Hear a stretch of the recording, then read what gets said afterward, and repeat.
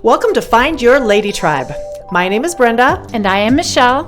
And it's our mission to build a community of lady tribes, a place to connect and grow your tribe with resources, ideas, workshops, retreats, and events. We invite you to join our inner circle and become a tribe leader. It's free! Each week, we will start a conversation about connecting within your tribe and across all of our tribes.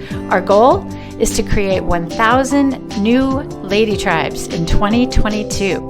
And each episode will challenge you with a call to action. The first one is to join our inner circle. Go to tinyurl.com/myladytribe. And as a gratitude gift, we will send you a downloadable copy of Chapter 1 of Lady and the Tribe, The Awakening. Yay! So please subscribe to be notified of a new episode each week. Hey there, everybody. Welcome to Find Your Lady Tribe. We are so excited you're here, and we are continuing in our series called How to Help a Friend When. And today it is my true honor to have on as a guest today one of my very good friends, and mine, and yours too, Carrie Hutchinson. Tell us a little bit about Carrie. So Carrie Hutchinson is an Idaho and Colorado city girl who has now turned Upper Peninsula country girl. Carrie is a Mary Kay independent beauty consultant, as well as the co-owner of Band Camp UP, which is a recreational camping club in the Upper Peninsula of Michigan, near Lake Superior.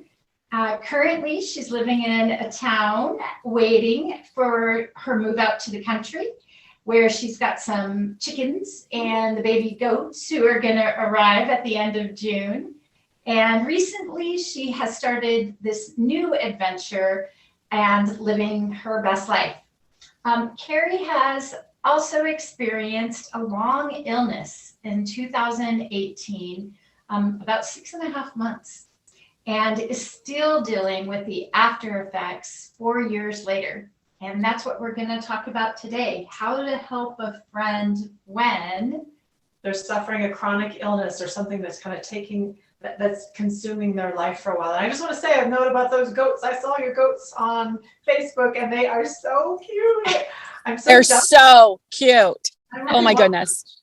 I really want one. But I am so grateful you're here with us, Carrie. And because shortly after we met, you started experiencing something that I would love you to tell your story. And I would just kind of like to interject throughout kind of what I saw and what I was feeling as your friend. But would you just start by tell us about Carrie and tell us, about your journey? Okay, absolutely. So in 2017, August of 2017, we'll just all pause right here and know that everybody's going to be crying today, because when I walk through it again, it can be hard. In August of 2017, I moved from Colorado to Colorado from Idaho, and Idaho had been my hometown for 50 years. And I was like, how will I make new friends, right? And so we got there in August. We had, so much going on.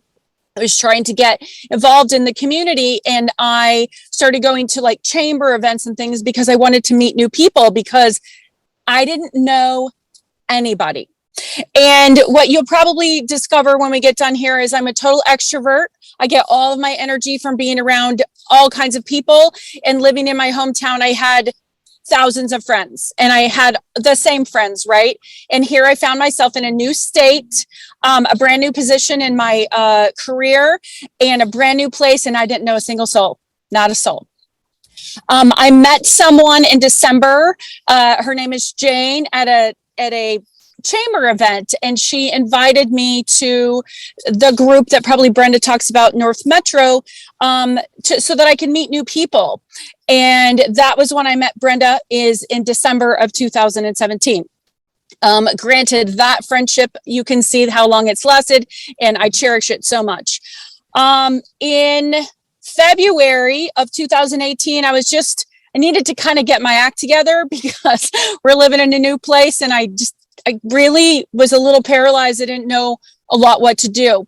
But so I started like working out and starting to get in shape again and do all these things. And I was just like super fatigued. And I felt like I'd been run over by a bus. And I was like, this elevation is going to kill me. And my husband and I went to the Manitou Incline. It was in February because, what else are you going to do? And we would go on drives every week to try to learn about new things. And remember that I didn't feel good, but I thought I had just worked out too hard, shoveled too much snow, all of these things. And Sunday we went on the hike, and on the way back, because you can only go up so far in the winter, I slipped and fell. No big deal, landed on my backside, but I'd had like all of my supplies, keys and everything in my pocket, which was sort of like a breast pocket on my right-hand side. When I got home, I felt really irritated and like weird. And I was like, oh, it's because you fell and all that stuff scratched you. And that's what happens when you carry your purse in a pocket, right? And then as the evening went on, I started to notice a rash. And I told Mark, I said, I think I have shingles. And the only reason that I had an idea of what it could be is because I used to be an EMT a long time ago. And so I just started watching it. And I watched it overnight, and I went to the doctor Monday morning, like first thing. And I did indeed have shingles. The journey in shingles is different for everybody. Mine was typical all around. It's usually on one side of your body. It went from my chest in the middle, all the way around underneath my breast on my back. And the rash came quickly. And the rash itself is annoying and uncomfortable, and that goes away in about 10 days. But 1 out of 5 people develop what they regard as postherpetic neuralgia, which is essentially nerve pain that lasts for a very long time. And I did all of the things that I was supposed to do, and I developed the secondary condition. And the hardest part of this was right at the end of February, is in March. I will be honest with you and tell you that I prayed to sweet Jesus to take me home, because I didn't know how to deal with it. And it was just beyond anything that I could ever comprehend. And so once my treatment started, I didn't tell anybody. My neighbor knew because she helped me, but I didn't tell anybody because I didn't have any friends. First of all, they were new, and I didn't want people to think I was weak. And in my mind, because I obviously was not dealing with my stress of this beautiful new adventure, I didn't want people to think I couldn't handle it. So I didn't tell anybody for months. Yeah. And then, go ahead. I want you to keep going. I'm so sorry to interject, but I remember at one point you kind of just offhandedly said that you had something, but you are such a, if you don't know Carrie, she is the life of the party, bubbly, upbeat, positive, and she was still all that. I mean, it was like, if you hadn't told us even that something was wrong, we would, and that's how we didn't, when you finally did tell us, it probably been going on for some time, and I just was like, what? Because you were just such a light, and but you wouldn't tell us. So please continue. I'm sorry to interrupt it. No, it's totally fine. I had this thing that I thought that if I was meeting new people and they thought that I was weak and that I wouldn't have any friends, because I thought maybe I didn't know how to make friends. Remember, I'm 50 years old living in a brand new state. And I'm like, how am I going to meet friends if I'm, a drag? Because I was in so much pain. To be quite frank with you, is I don't wear a bra still. I can't.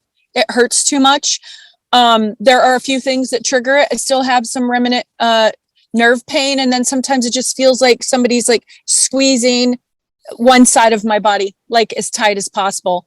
I have permanent nerve damage from it. And it's never going to go. So I just go about my business and keep on going.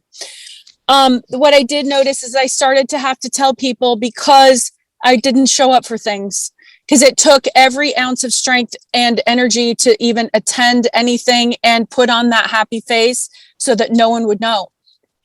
But I started to tell people because I thought, I don't know if this is ever going to go away, because in some cases it doesn't.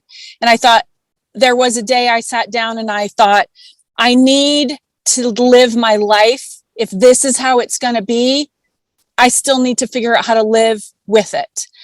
And it was almost like that day, something magic happened with me, is that I knew that I could handle it, whatever it was going to be, because I had to go on. So I started telling people. And what I noticed is that I was, first of all, was not alone. Secondly, it gave an opportunity for my friends to truly love on me. And believe me, nobody said, I don't like you anymore because I think you're weak because you can't handle stress. That was not the case at all. It allowed my friends to love on me, to support me, encourage me. And then I started to find out other people who had it. And then what happened is then people will come to you and say, oh my goodness, I have shingles. Can you help me? What should I do? And having other people, we all know now that those lessons, you need those other people, is you need other people to help heal you, whether it's hug you, pray for you, love you, support you, encourage you, all of those things, or you won't get better.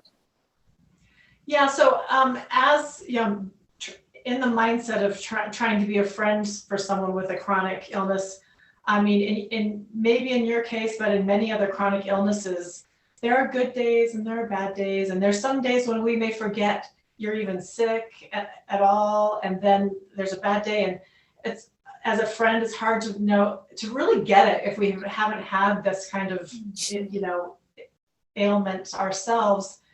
And just what can we do to best support our friends that have things like this?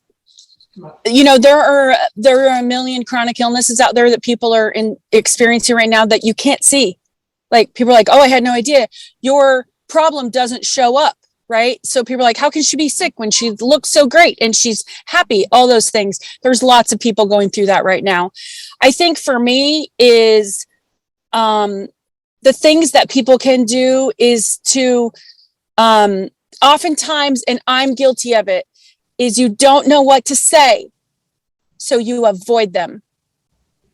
You don't know what to say, and so you just don't do anything, and so you just avoid them. And I would say the other thing too is I would encourage anybody to still, I wanted to still be invited to things that I probably wouldn't come. I still wanted to be invited because that made me feel like they still cared about me. So, and I'm going to be honest here, is then when you see the pictures of them partying on Facebook without you, at least you knew you were invited. Because they probably won't come, but still invite them, because I still wanted to be invited, but sometimes people would avoid you because they just don't know what to say. I personally have adopted I don't know what to say. When, you come across somebody that is having just whatever it is, I just say, I'd love to have some eloquent words that would make it all better, but I don't know what to say. And usually you'll get, well, that's good enough. Yeah. It's good enough. Acknowledgement, right? Yeah. Yeah. Acknowledgement and exclusion or inclusion, so that if you are feeling excluded, it was by choice, your choice. Yeah.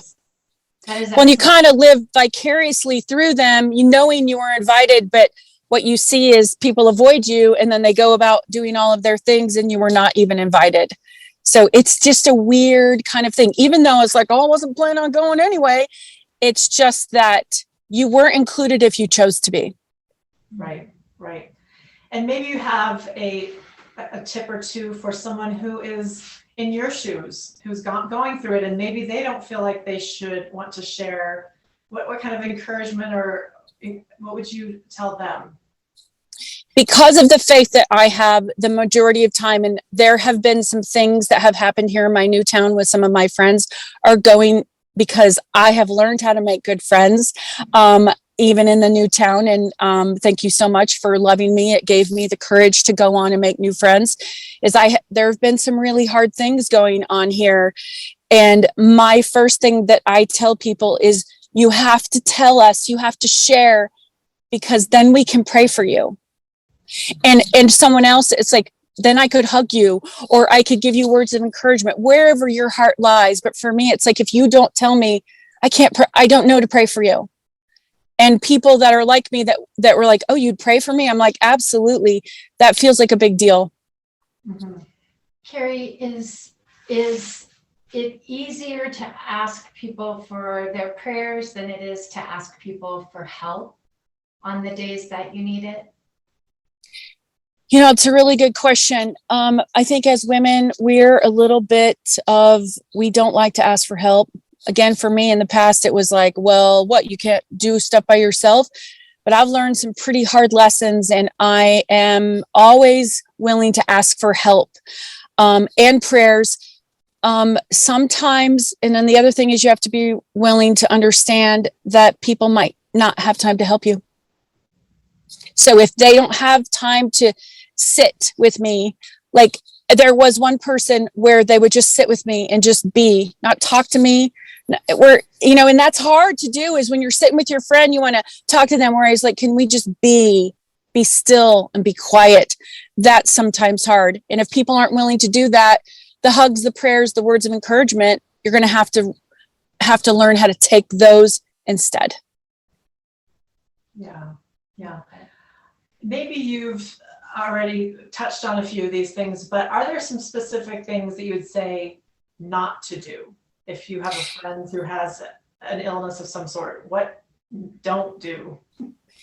And I thought about that. That was a lot that I thought about this afternoon, is really don't avoid them. That would just really be my number one thing. Is they're probably not going to do what you invite them to do.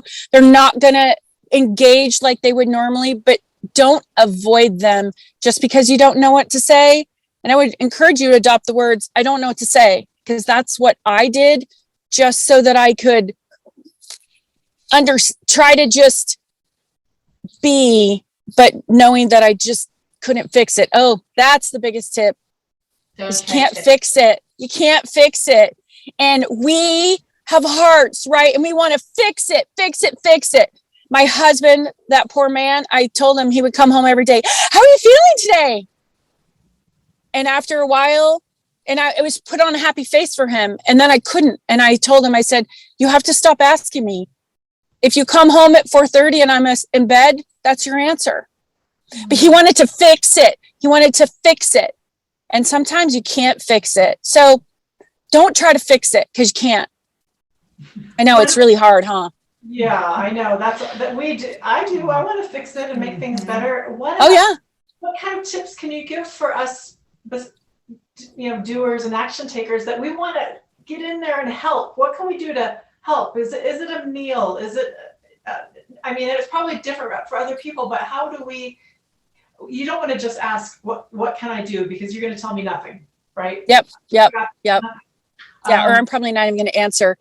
I would say, at least from my perspective, is it was nice when, I would just get a random text. I want to let you know that I'm thinking about you, because chances are I'm not answering your phone call. I'm just not, because I can't, because I felt bad that I was not better. It's like, oh, get better already, right? You're like, oh my God, because you don't know what to do and you want to fix it. So it's like a message, a note. I can tell you that receiving a note in the mail from somebody who loves you, or a random text, is a magical thing. It's a magical thing. And you could offer meals. That would be fantastic. I have to say that I didn't eat much because I felt horrible. But any thoughtful gesture, even though if it's not received, like they're not going to come see you, any thoughtful gesture, and like, I'm thinking about you, I love you, you have helped all of us to normalize saying I love you to my friends. I tell people that I've just met them in the last 2 months, I love you, and to normalize that is just fantastic. It really does touch here. Yeah, that's good. Do you have any more questions about the subject before I move on? No, I'm just grateful to Carrie for sharing that with us and giving us those ways to support other friends. Because when you haven't been sitting in that position, and how would you know? So it's win-win, and thank you for sharing through your suffering. And Yeah. And you are a pro at making friends. And thank you for acknowledging that, that's what we are all about going out there and building relationships, because that's where the joy is. It is. It's the key to, I can confidently say, after everything that I've been through in my life and how I've moved on to different and new crazy things, is that the key to our success, joy, and happiness in this lifetime is others. Connecting and belonging. Yeah. What do you say? Well, so first of all, I want you all to know that Carrie is my beloved Mary Kay representative, and that's all I've got to say.